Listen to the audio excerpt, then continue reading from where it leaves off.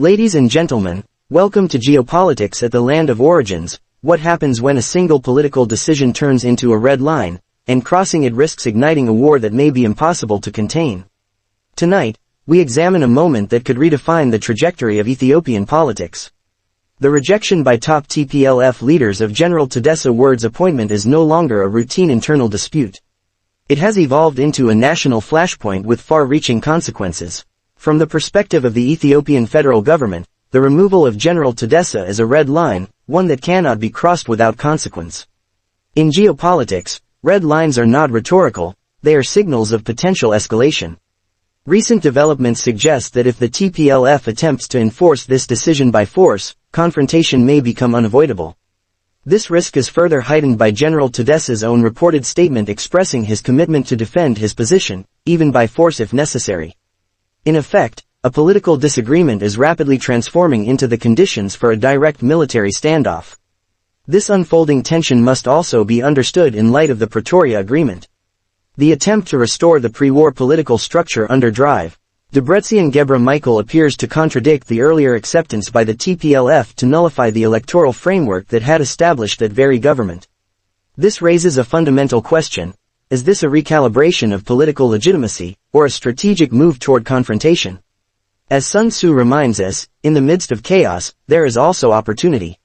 From one perspective, war can serve as a shield, obscuring accountability and narrowing public focus through heightened nationalism. In such conditions, past actions often fade behind the urgency of survival. Yet this opportunity carries profound risks. The Ethiopian federal government today commands a far more capable and modernized military force than in previous years. Independent global assessments, including those by Global Firepower, consistently rank Ethiopia among the stronger military powers on the African continent. Any renewed conflict would therefore unfold under dramatically different conditions, making the cost of miscalculation extraordinarily high. There are also quieter, more subtle dynamics at play. Reports and political readings suggest the possibility of discrete engagements between the Ethiopian federal government and Eritrea. However, Eritrea cannot be viewed as a predictable or reliable ally. Its historical grievances against the TPLF remain deeply rooted, shaped by a long-standing belief that the TPLF era marginalized Eritrean influence in Ethiopia's political and economic spheres. These tensions are further intensified by allegations from various studies, including those attributed to academic institutions in Tigray, which claim that a significant proportion of human rights violations, 76%, during the conflict including mass killings and rape were linked to Eritrean forces. While these claims remain contested, they continue to shape perceptions and deepen mistrust, making any alignment fragile and potentially volatile. At the same time, the internal condition of the TPLF reveals an unprecedented level of fragmentation. The movement that once operated as a unified and dominant political force is now deeply divided. Some factions have broken away entirely, even taking up arms independently, while others are aligning with the federal government.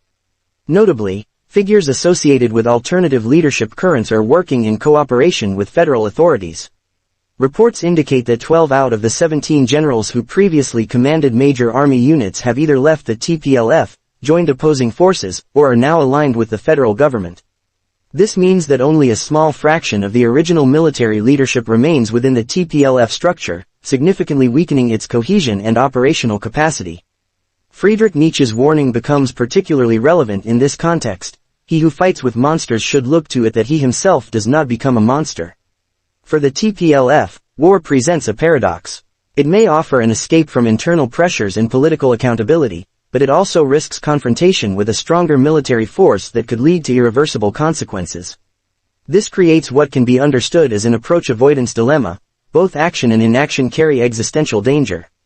Niccolò Machiavelli's observation that the promise given was a necessity of the past, the word broken is a necessity of the present, captures the fluidity of alliances and decisions in this moment. Political actors are responding not to fixed loyalties, but to shifting calculations of survival and advantage. Yet such calculations can quickly spiral into unintended outcomes. What we are witnessing now is a convergence of pressures: a red line drawn by the federal government, a declared willingness by General Tadesse to defend his position by force, a fragmented political movement facing internal and external threats, and a regional environment shaped by mistrust and strategic ambiguity. Together, These elements create a highly volatile situation in which the margin for error is extremely narrow. So I ask you again, when both conflict and restraint carry the risk of collapse, what path remains for a political force fighting for its survival? If you found this analysis insightful, don't forget to like, comment, and subscribe to Geopolitics at the Land of Origins. Because in moments like this, understanding is the only way to stay ahead of events that are moving faster than ever. And now, one final question: if that red line is crossed, will anyone still be able to control what follows?